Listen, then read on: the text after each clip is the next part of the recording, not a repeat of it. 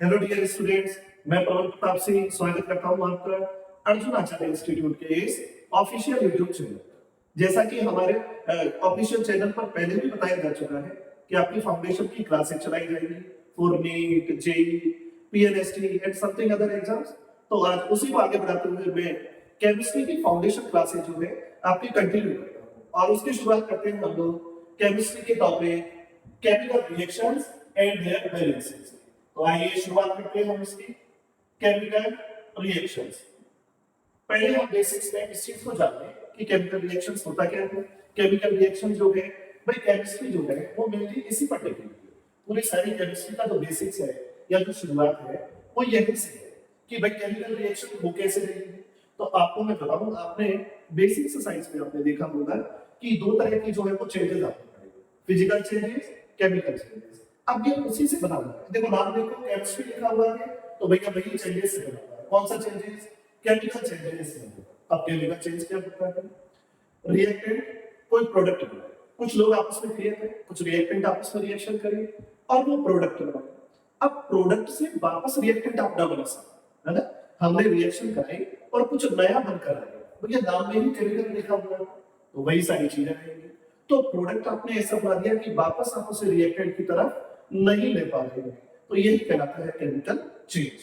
और पूरी chemical reaction इसी पर बेस्ड है, इसी को फॉलो करती हुई नजर आएगी। अब कोई मुझसे पूछे कि भाई केमिकल रिएक्शन गुरुजी जो है इसकी डेफिनेशन क्या है, क्या चीज है इसकी जो है वो आप बेसिक डेफिनेशन क्या बताओगे? तो देखो पूरी लैंग्वेज को फॉलो ना करते हुए हम शॉर्ट में जो है ऐसा लिखेंगे। अब आर क्या है सर?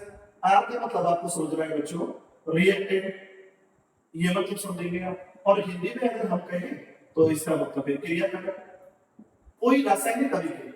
केमिकल रिएक्शन जो है आप दोनों लैंग्वेज में सेट करते रहिए अपने आप को। केमिकल रिएक्शन रासायनिक अभिक्रिया के लिए हम देखते हैं रासायनिक परिवर्तन, केमिकल चेंजेस।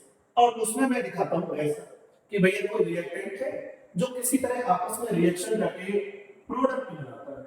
अब प्रोडक्ट क्या होता है भाई? प्रोडक्ट होता है उत्पाद या क्रिया का फल, कि भैया क्रिया करने वाले लोग इस तरफ और क्रिया का फल देने वाले लोग इस तरफ। तो क्रिया फल ये हो गया। अब देखो डायरेक्ट रिएक्टेंट प्रोडक्ट में चेंज नहीं हो सकता, क्यों?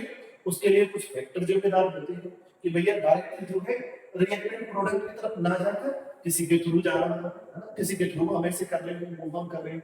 जैसे आप अर्जुन आचार्य इंस्टीट्यूट में एडमिशन लो तो हमारे चैनल के माध्यम से आप यहाँ तक पहुंच पाएंगे इस चीज के ऊपर। तो बाकी फैक्टर भी इसमें काम कर रहे होते हैं सबसे।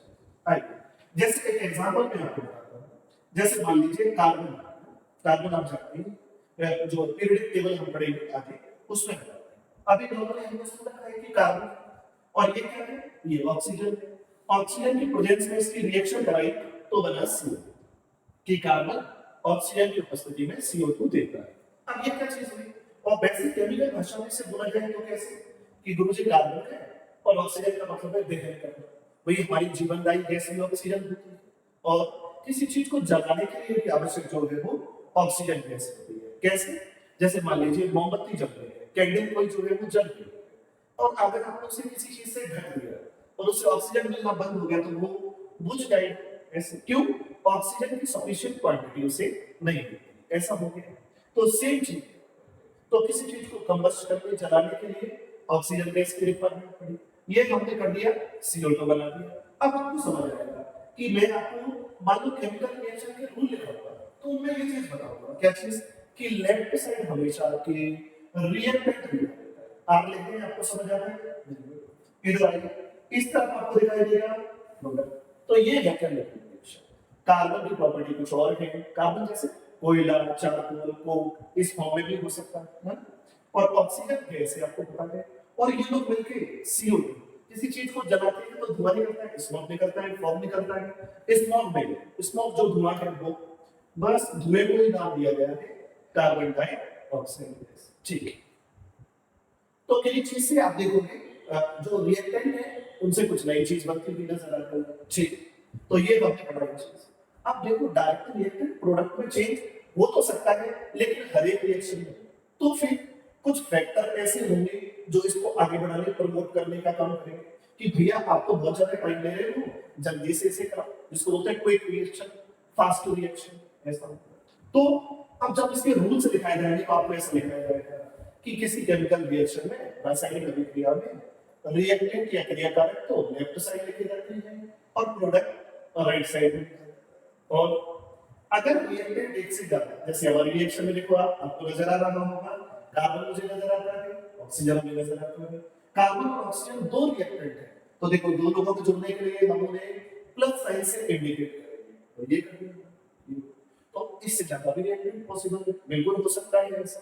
तो ज्यादा रिएक्टेंट जितने भी हो प्लस साइन से उन्हें जोड़ते हुए नजर आए। और प्रोडक्ट आप देख सकते हैं, प्रोडक्ट भी मोर देन वन हो सकता है। अब इस रिएक्शन को कंप्लीट कराने के लिए कई सारे बाहर आउटर सोर्स की भी हमें जरूरत पड़ जाती है कि गुरुजी जो है हम या ऑक्सीजन ले रहे हैं या किसी भी रिएक्शन के लिए हम उस रिएक्शन के ऊपर ऐसा सिंबल अगर ले रहे, मान लो कोई भी रिएक्शन है, आप जनरली बात कर चलो, उसको हमने ऐसा साइन लिया है ना, ये साइन मैं थोड़ा ठीक बना देता हूं आपको क्लियर नजर आए इसलिए ये। तो आउटर फैक्टर जो है वो टेम्परेचर हो गया, तो टेम्परेचर हुआ या कोई एलिमेंट आप यूज करो और एरो के ऊपर उसे देखो तो उसका नाम हो जाएगा बच्चों, ये नाम क्या नाम लिखा है, कैटलिस्ट। ये कैटलिस्ट को क्या बोलते हैं, उत्प्रेरक। ऐसा जैसे किसी एग्जाम की तैयारी होती है, मोटिवेशन हमें कैटलिस्ट देता है, हम डिमोटिवेट हो रहे हैं, हमको ऐसा लगता है कि यार अब तो एग्जाम क्रैक नहीं हो पा रहा, कुछ नहीं हो पा रहा, तो हमें हमारे टीचर या कोई भी जो है वो मोटिवेशन देते हैं या कहीं आउटर सोर्स से मोटिवेशन मिलता है, तो वो हमारे लिए कैटलिस्ट प्रमोटर का काम है। सेम चीज है, रिएक्टेंट जो है वो जल्दी रिएक्शन नहीं कर रहे, तो इनको ये कैटलिस्ट भैया जो है इन्हें प्रमोट करते हैं कि आप जल्दी से प्रोडक्ट में चेंज हो जाओ, ऐसा काम करता है।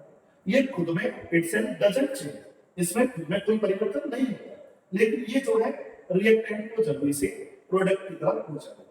अब ये अलग बात है कि कैटलिस्ट की अलग अलग कैटेगरी होती है, प्रमोटर भी होता है, बढ़ाने का काम भी करता है, रिएक्शन रेट को घटाने का काम भी करता है, इनहिबिटर भी होता है। यहाँ पर मेनली हम प्रमोटर की बात कर रहे हैं, तो ये चीज होती है। ठीक है, क्या क्या चीजें हमने देखी, थोड़ा सा क्विक रिवीजन देखते हैं। केमिकल रिएक्शन में रिएक्टेंट प्रोडक्ट में चेंज, क्रियाकारक क्रियाफल में चेंज होता है। अगर वो ऐसा नहीं कर रहा है तो कुछ आउटर सोर्स, टेम्परेचर हुआ, प्रेशर हुआ, या कोई मेटल, किसी मेटल का ऑक्साइड, वो चीज भी हम लेकर एज ए कैटलिस्ट काम में ले सकते हैं, ताकि भैया रिएक्टेंट जो है वो प्रोडक्ट में जल्दी से चेंज हो जाए। ऐसा इतने तक ठीक है बंदा। अब थोड़ा सा आगे चलते हैं हम लोग। अब रिएक्शन से पहले देखिए, रिएक्शन हमने कर ली, अब इनमें एक चीज का हमें ध्यान रखना पड़ता है, वो है रिएक्शन की बैलेंस। रिएक्शन की बैलेंसिंग हमें क्यों ध्यान रखनी है, देखो अगर आपने ये रिएक्शन को सही से नोटिस किया हो, थोड़ा सा ऑब्जर्वेशन आप अपना अच्छा रखें ना, बोर्ड पे एकदम अपने आप को फोकस में रखें, वेरी इंपॉर्टेंट चीज है। अब आपने देखा होगा तो जैसे मैं कहूं कि रिएक्टेंट की साइड कार्बन की संख्या, कार्बन एटम्स के नंबर 1, ये 1 हो गया, ठीक है। अब इधर आप प्रोडक्ट की साइड, यहां पर भी आपको कार्बन जो है वो 1 होता हुआ नजर आएगा, देख लीजिए आप, प्रॉपर क्लियरली आपको नजर आ रहा होगा। अब ऑक्सीजन, ऑक्सीजन के पीछे 2 लिखा है, इसका मतलब ऑक्सीजन एक नहीं बल्कि 2 लोग हैं, तो ऑक्सीजन के नंबर 2 हो गए। अब प्रोडक्ट साइड देखो, क्या उतना ही दे रखा है क्या, आप कहोगे बिल्कुल सर सेम एज दे रखा है, जो ऑक्सीजन 2 इस तरफ है वही 2 है। तो देखो जब equal number of atoms reactant and product में हो तो वो जो है वो मास भी सेम ले रहा है। अब ये एटॉमिक मास क्या है, ये तो अपन धीरे धीरे आगे बढ़ेंगे तब आपको बताते रहेंगे। अभी तो आप इतना देखिए, अगर एटॉमिक सेम है तो उनका मास भी सेम होगा। तो भाई साहब ये बैलेंसिंग की हमें जरूरत क्यों पड़ी, एक रूल होता है मास कंजर्वेशन या कंजर्वेशन ऑफ मास, इस रूल को फॉलो करते हैं कि रिएक्टेंट का मास प्रोडक्ट के मास के इक्वल होना चाहिए। भैया जरूरी है, तराजू में अगर किसी चीज को तौल रहे हो तो दोनों तरफ बराबर होना चाहिए, तो तौल सही है आपका, वरना गड़बड़ है रिएक्शन। तो सेम है, ठीक है। तो केमिकल रिएक्शन में हम जब आगे बढ़े तो हमने दिखाई दिया कि आप इसकी बैलेंसिंग करने से, ठीक है।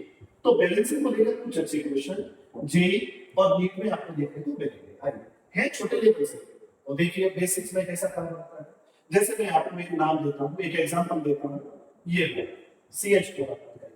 CH4 का नाम क्या होता है भैया लोगों, इसका नाम है मीथेन गैस होती है, मार्स गैस भी बोलते हैं, ठीक।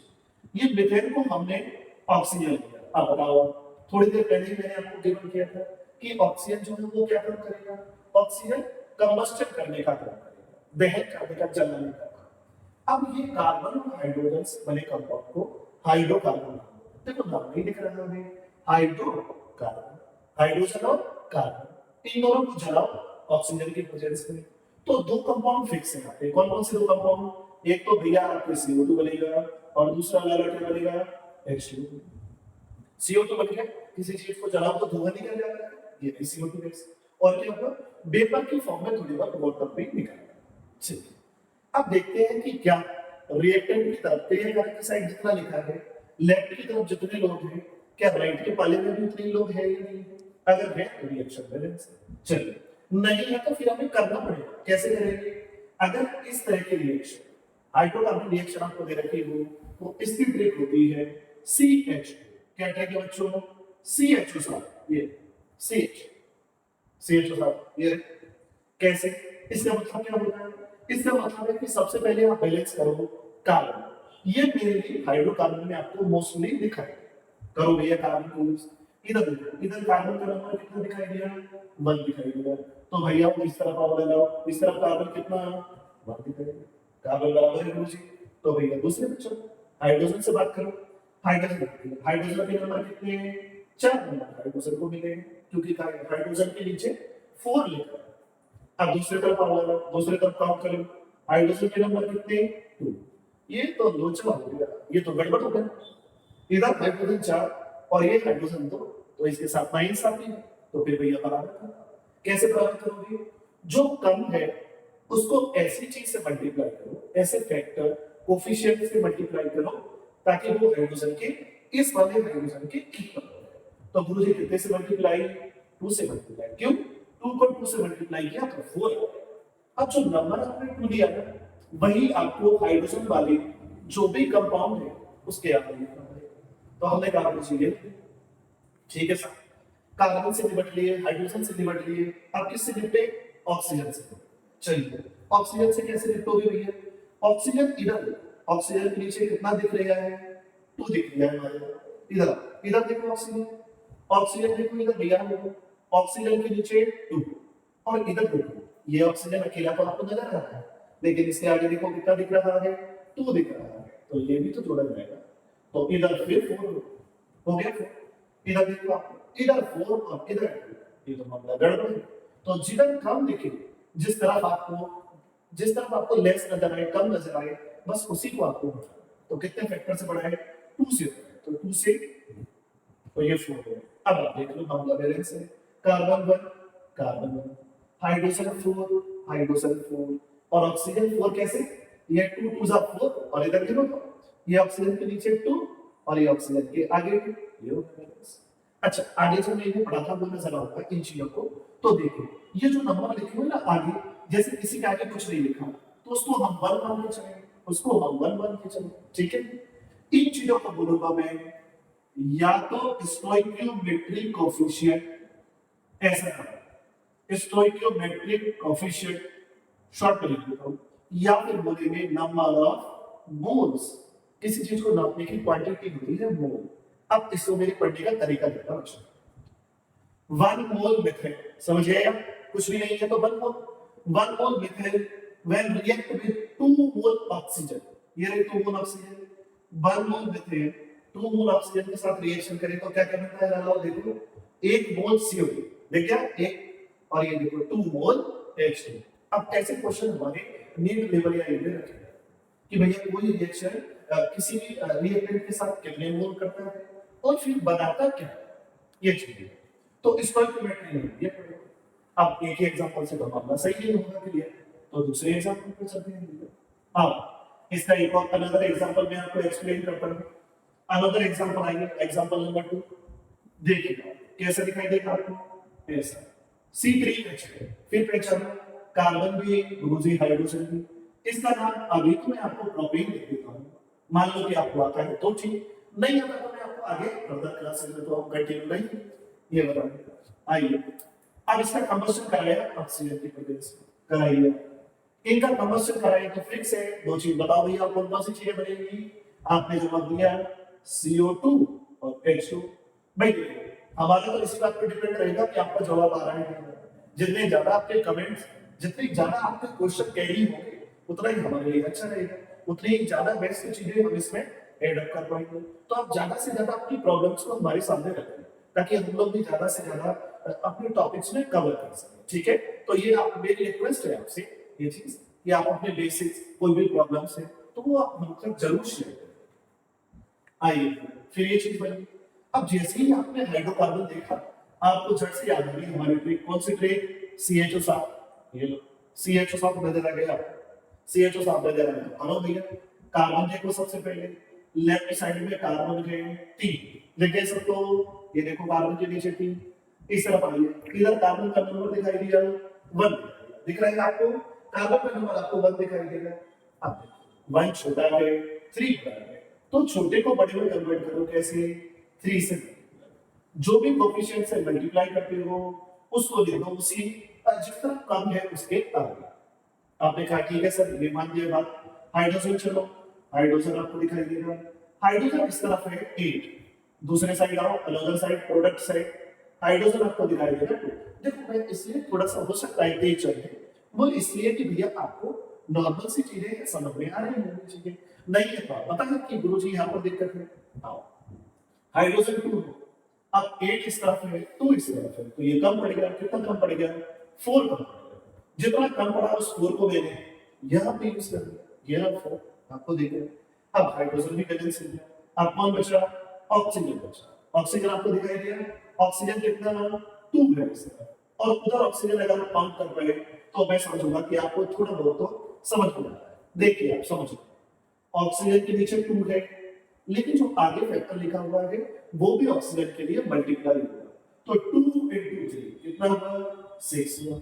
इधर आओ, ऑक्सीजन के आगे नीचे तो कुछ नहीं है, लेकिन आगे तो 4 लिखा है, तो ये भी इसमें काउंट होगा। कितने ऑक्सीजन?